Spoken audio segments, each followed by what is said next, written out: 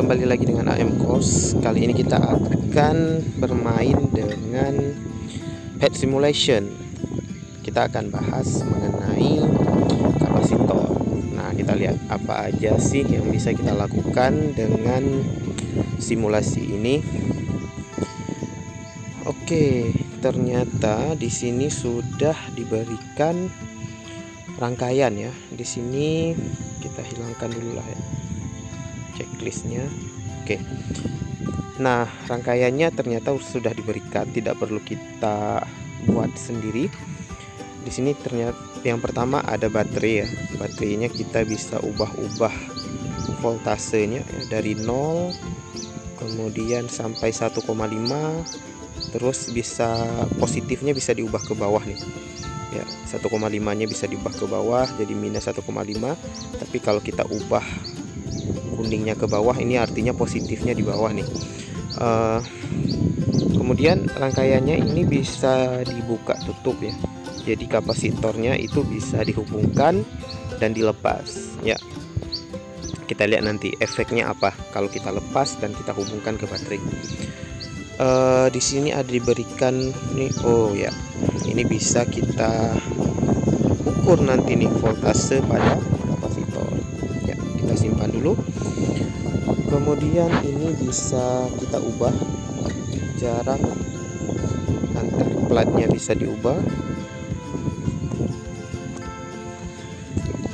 Terus luas plat juga bisa diubah-ubah ya. Oke. Nah, di sini kita klik dulu plate chart. Artinya ini muatan pada platnya, muatan pada keping sejajar.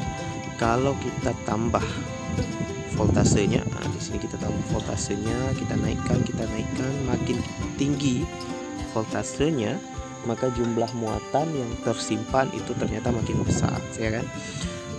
Terus apa yang terjadi kalau kita buat ke bawah nih? Nah, ya kan, kalau kita buat ke bawah berarti positifnya di bawah, kalau ke atas positifnya di atas. Kemudian kita klik bar grabnya. Nah, ini muncul kalau begini kapasitornya atau kapasitansinya 0,35 picofarad. Coba kalau kita geser dekat, nah ini kapasitornya membesar. Kalau jauh kapasitornya mengecil ya. Jadi kalau dekat itu lebih besar kapasitansi, kalau lebih jauh itu lebih kecil ya, kayak hubungan juga lah ya. Kalau jauh berarti lemah ya, kalau dekat itu kuat.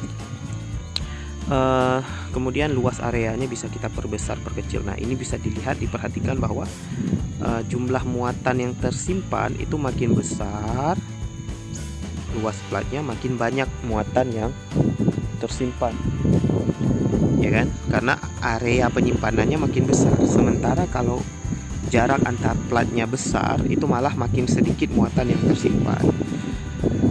Kita bisa klik di sini dulu lah nih ya, top plate charts. Jadi muatan yang ada pada keping atas, muatan yang ada pada keping bawah juga segitu sih sebenarnya, cuman nilainya negatif.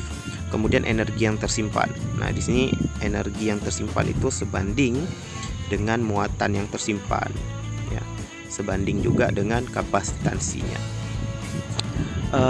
Electric field-nya. Nah, ini medan listriknya itu dari positif ke negatif. Kita bisa lihat bahwa kalau potensial baterainya ini makin kecil, muatannya juga makin sedikit. Karena muatannya makin sedikit, medan listriknya juga makin jarang. Nah, kalau ini makin besar muatannya makin banyak, makin rame, maka medan listriknya juga makin padat ya, makin besar. Current direction. Nah, ini arah arusnya aja ini. Oke. Arah arusnya, oh ini dia tanda panahnya muncul ya.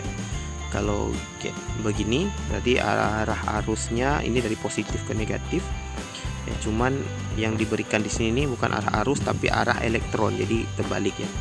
Oke, ini kayaknya nggak terlalu perlu ya. Coba kita lepaskan. Ini kita isi full ya, full berarti luas.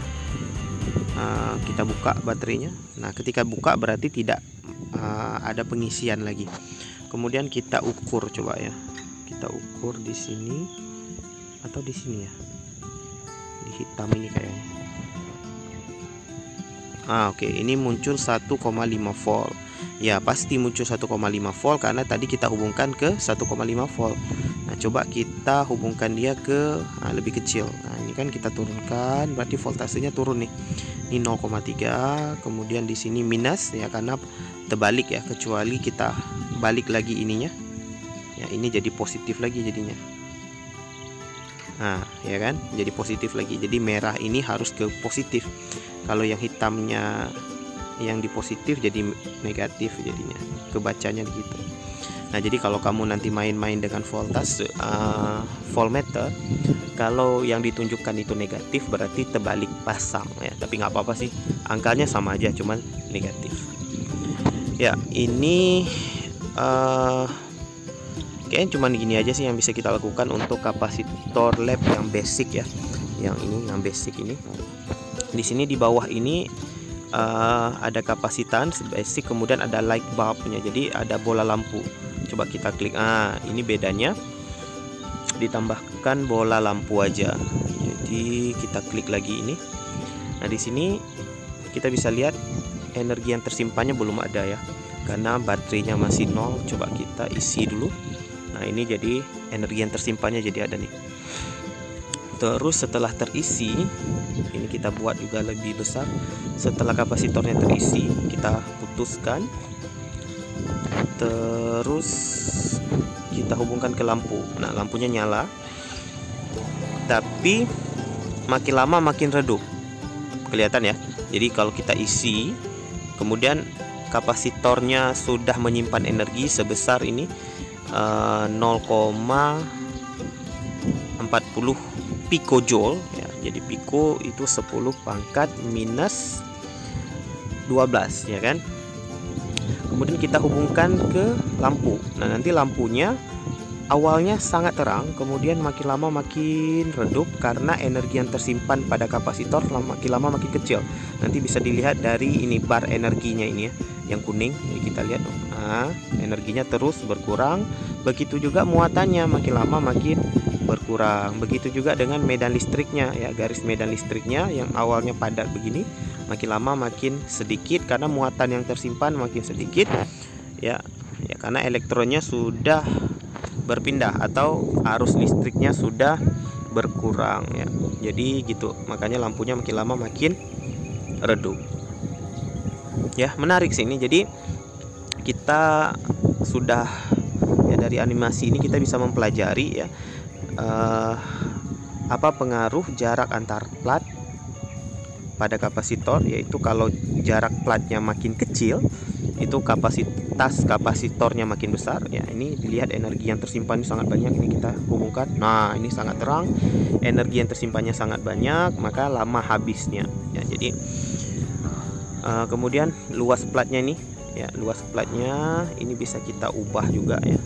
Luas platnya bisa kita ubah, makin kecil platnya, ukuran platnya makin kecil, itu berarti energi yang tersimpannya makin kecil ya, karena kapasitansinya atau kapasitas kapasitornya makin kecil ya, gitu. Kemudian dari sini juga kita bisa lihat bahwa fungsi kapasitor itu adalah untuk menyimpan energi ya. Jadi setelah kapasitor dihubungkan ke baterai, kemudian dilepas, kapasitornya jadi menyimpan energi. Setelah menyimpan energi bisa digunakan ya.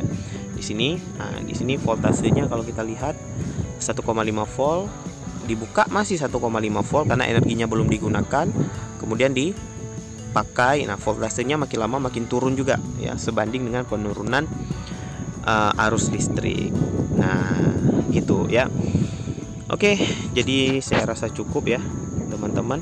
Nanti bisa download sendiri aplikasinya, bisa di HP ya, di handphone Android atau iPhone. Kemudian bisa juga langsung ke websitenya, sebenarnya pakai komputer ya, pakai laptop bisa. nanti kita coba-coba yang aplikasi lain ya. Jadi nanti sambil insya Allah saya jelaskan proses fisikanya ya pada setiap konsep. Oke, semoga bermanfaat ya.